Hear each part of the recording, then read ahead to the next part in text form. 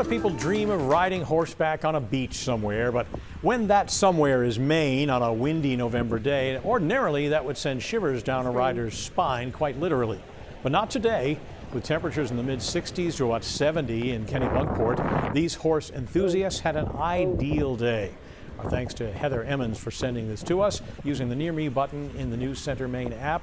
Good that they got that ride in today because you can still ride, but it's going to be a lot colder in the coming days. Absolutely. You know, it was just a beautiful weekend, and we see the good times rolling right through the weekend, right till today, and then we'll see temperatures dropping tonight, and especially tomorrow night. Tomorrow night, that's when we're going to really see the cold air. So vote in the morning. Definitely want to vote tomorrow morning. Yeah, vote whenever you can, but yeah, if you can get out there early tomorrow. By the way, late tonight, we have a lunar eclipse that's going to be occurring, and that's when the moon moves in front of the Earth's shadow, and that begins about 3 a.m., and then the totality is between 5:15 or so until about 6:45 in the morning. But here in Portland, the moon sets at 6:32, so get out there, take some pictures. It's going to look beautiful as that moon's on the horizon. Current temperatures, speaking about beautiful, still nice down over Portsmouth up to Kittery in the lower 60s, Sanford, Portland in the lower 60s, Wiscasset, we're still holding on to the lower 60s, but you just don't have to go too far north. Bangor, we're in the upper 50s, Millinocket,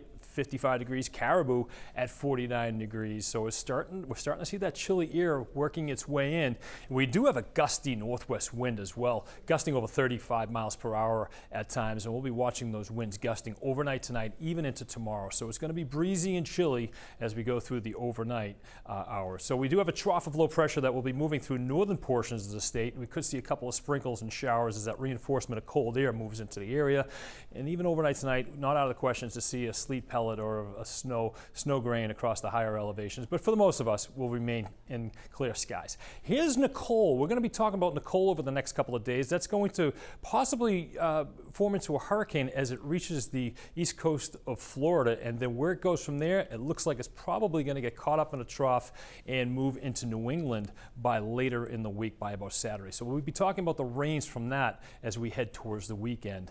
We still have a few days to tweak that portion of the forecast. So tonight, 7 o'clock, we'll see a few clouds moving through. We had a couple of sprinkles across northern areas.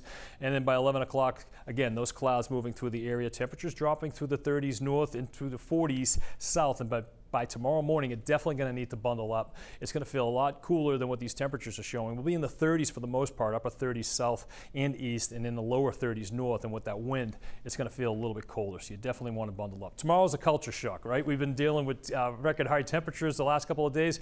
We're in the upper 30s, low to mid 40s north, and in the mid to upper 40s down towards southern areas. And then by tomorrow night at this time, evening, I should say, it's going to be back into the 30s.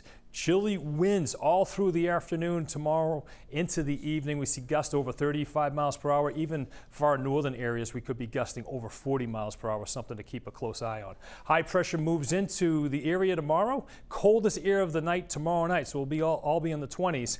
And then milder air on its return flow moves into the area by Thursday. We're heading back into the 60s, and that rain from the cold will be streaming up the east coast. By Saturday, we could be talking about some rains, some heavier rains as well. Lows tonight, lower 30s north, closer to 40 to south and east, and then tomorrow we're all in the 40s, a little bit cooler towards the Canadian border, closer to the 40-degree mark, closer to 50 south and east. Here's the 7-day forecast. Tomorrow, get out there and vote, and it's going to be chilly, so vote early, vote tomorrow afternoon, and then by the middle portions of the week, we get rid of that cold air. I mean, it just stays for a short period of time. And then we start to see temperatures warming back up into the 60s. And then that rain from the cold, we'll have to watch for that on the weekend. Well, it's not settling in permanently just yet. Not quite yet, but there are some signs long term that we could be going into a colder pattern. Thanks, David. Late month. We're back after this.